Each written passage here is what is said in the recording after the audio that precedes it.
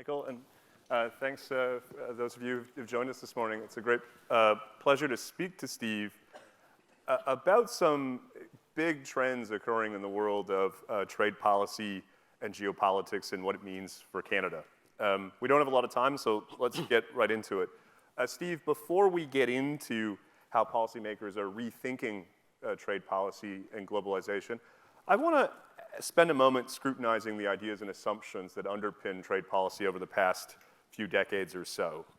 What would you say to the critique that we overreached a bit when it came to trade liberalization and globalization in the post-Cold War era? That is to say, we took a good idea and we turned it into something of a dogma. And one of the reasons we've witnessed such tremendous political turmoil in recent years is because policy making when it came to trade and globalization went on something of an autopilot. Well, Sean, I think that from my perspective, we didn't actually overreach that far on the trade side. I think what we neglected to fully understand was that trade is a very blunt instrument and its impacts are very blunt. I think, yes, trade did create growth, it did create wealth when we moved towards freer trade, but I think we neglected a lot of the elements that work around it. So we neglected what to do about the uneven distribution of gains that happens under free trade, and that gets into domestic policy issues. We neglected to fully handle the job transition that took place as some jobs became less competitive and were kind of merged out. We didn't address technological change very well, and that resulted in the elimination of some jobs, and we didn't adapt to that too well. And then finally, I think there's a whole issue of all of the trade and issues. We didn't do well with trade and environment and how that environment has an influence on trade. We did the same on labor. We didn't fully account for trying to raise labor standards. So I think trade itself, if we remember it's a blunt instrument, it can do a lot of good, but it can't do it on its own. It has to have some of its rougher edges tempered by other policies. In part because I think a recognition that we neglected some of those issues and a changing geopolitical context. Policymakers, business leaders, and others are now reconceptualizing a trade policy for this new era.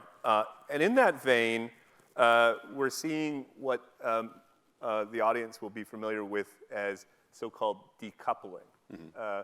Why don't you talk a bit about that?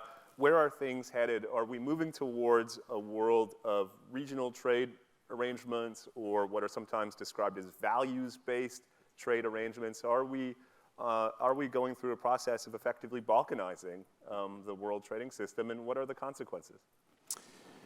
Well, I think, frankly, we are heading that way. I think whether or not trade had much to do with the creation of some of the challenges we're facing now, it's certainly getting a disproportionate fair share of the blame for some of those changes.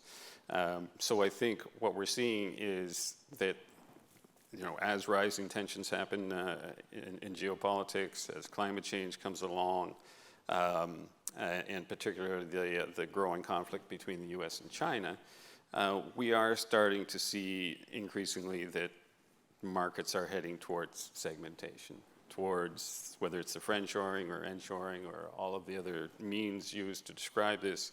I think that we're heading in a direction where we are going to have values-based alliances, in particular, regional to some extent too, but I think the values-based approach is really going to be the one that takes off further down the line. Now, the concern that causes for me is that what does that mean for the rules? All at once you're trying to go in a different direction and you're abandoning long-held rules. I think all of this is a challenge for Canada, particularly since we don't want to see segmented markets. We export to more than 200 countries in the world, and that shrinks our opportunities in itself. Even worse for developing countries because they are going to be cut out of some markets to a greater extent, and they can't compete with the kinds of measures that many wealthier countries will take to put up standards around climate change and other issues. You mentioned reshoring or friendshoring, let me take that up if that's okay. I suspect a lot of people in the room, especially in the aftermath of the pandemic, are at least at a conceptual level sympathetic to the idea that there are productive capacities for which we have a national or strategic interest in ensuring reliable supply, whether that comes in the form of domestic production or reliable sources of supply. But at its core, friendshoring or reshoring involves intervening in markets to engineer particular outcomes. Right. So how should we think about that? Help set out a framework to make judgments about, say, vaccine production, where I suspect a lot of people would agree there's a strong case for intervening in markets to ensure safe supply, reliable supply, and say T-shirts, for which the case is weaker, and we probably ought to defer to market forces to make judgments about the geographic distribution of production. How should we think about that issue so that it doesn't devolve into a politicized process or even worse, something approaching autarky? Yeah, well, I think it's a real risk. Your vaccines example is a perfect one. We saw through COVID that there was a real urgency to trying to be able to produce most of this at home, or at least under control, so that you can be assured that you're going to have the supply when you need it. And the friendshoring issue, similarly, you want to be able to ensure, particularly on sensitive products, that you're getting them from trusted partners. I think the difficulty becomes where do you draw that line? Sure, it might work for semiconductors, and the US is going down that track with the CHIPS Act. But we can't forget that the US took national security action against or on steel and aluminum when they were in power, and those national security actions applied to Canada. I think that should cause us all a considerable degree of concern, because it brings back the point, where do we draw the line? What is a national security issue? What is an essential product that you need to reshore or have only from allies? We have national security provisions in place. I think that if we're going to go down that track, we need to find some kind of broader agreement about what should and shouldn't fall into that category, rather than have individual countries decide how that should work. So really concerned about how it's going to apply in practice, and then particularly on issues like friendshoring.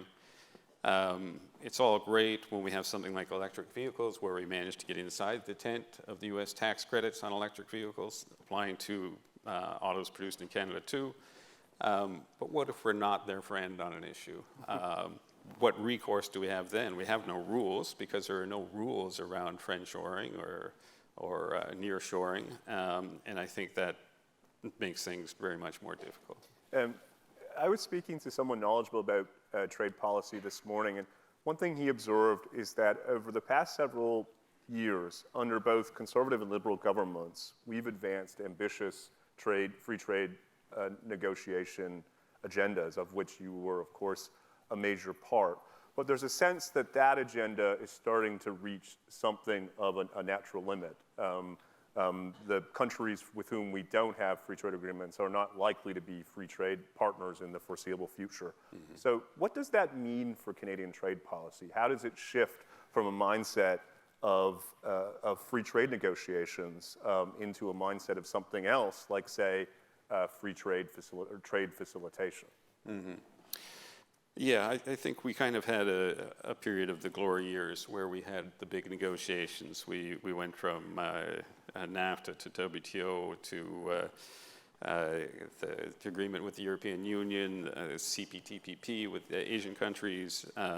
We went to back to NAFTA again and gave that another shot. So we had a period of time where the branch I was leading was full out on big negotiations all the time.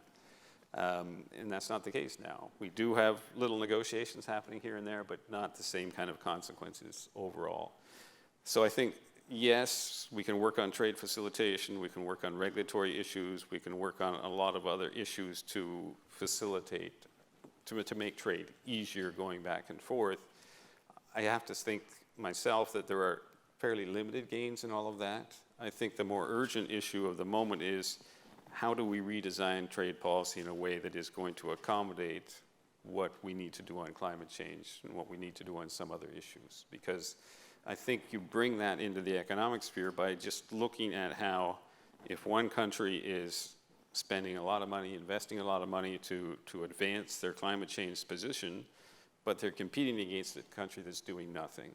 How do you balance that out without discouraging the country that's spending the money to not spend the money?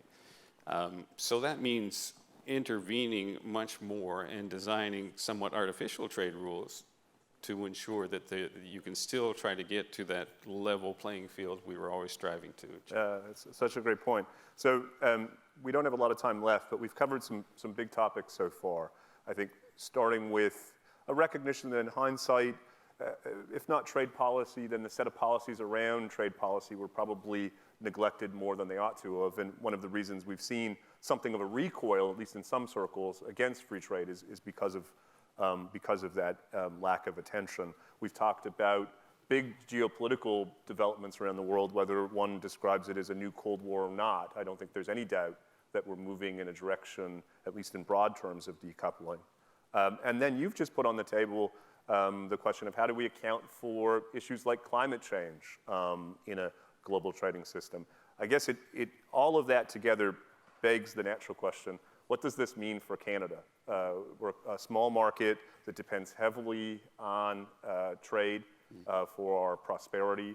How can Canadian trade policy navigate what is a kind of increasingly fraught world?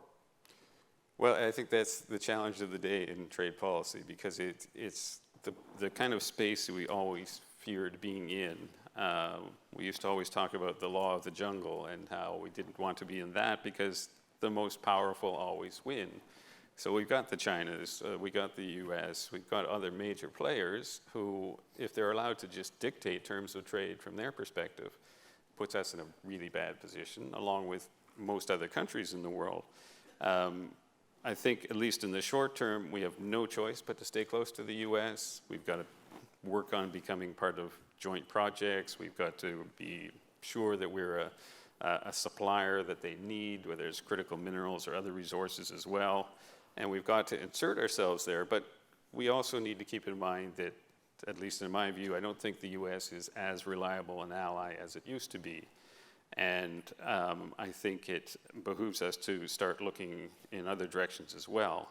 And I think we need to start working with those countries that aren't the major players, the mid-sized players, the smaller players, and start trying to generate ideas about how a new trading system, new trade rules could work. I'm not suggesting a third option or a third way, because I don't think that's ever been successfully done. It's more about doing that to start generating ideas among a group like that, the power of ideas. And once you can come up with solutions on how we could modify the trade system, start to sell it. I don't know precisely how much time we have left, but I'm going to call an audible and slide in another question, if that's okay.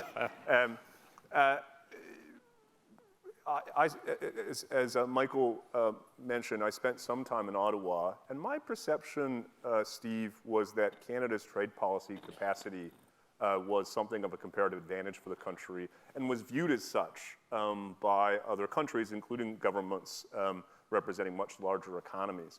So you've mentioned that one of the challenges facing the country is the threat to the global trading architecture from some of the developments that we've been talking about.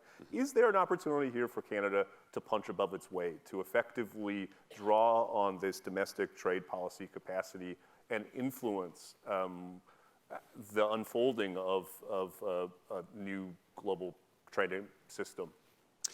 I think Canada is probably better positioned to play that role than any country in the world. I think, having gone through the big negotiations we went through, particularly the CPTPP, the new NAFTA, by the end of that period, we had the best negotiating team in the world, deepest knowledge, most creative, and I'm not just saying that because I was a part of it, but I think it was entirely true. They were at the top of their game, the whole team. And now I think they're a little bit underutilized. Yes. So I think it's not just a question of having the right team, of course. It's freeing up that team so that they can think creatively, so they can have some freedom to take action and organize things and initiate and explore. That's the part of it that I think is more of a concern, where we've got a great team, but I think they're a little bit constrained in terms of their ambition. It's a fascinating observation because, of course, Canada has been at the forefront of the development of new international institutions or arrangements in its history. Everything, of course, from the UN to the G20. So it begs the question: how can we, if we were thinking incrementally, how do you go about trying to do that in a way that preserves the rules-based system that you warned seems to be in some threat?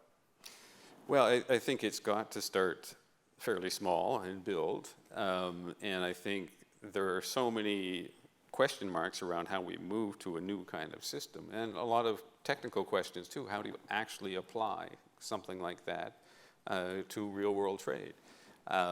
So there's lots of creative thinking to be done, and I think Canada has always been best positioned to do that kind of thing. We've got all the capacity to do it.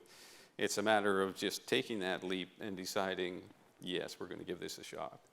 Start small, come up with a few ideas, start selling it to some of our allies that are smaller, not the big guys, and gradually start working it out. And I truly believe that for a country like Canada, there's no other way for us to get that kind of influence. It's always, as most people in this room would know, the power of holding the pen.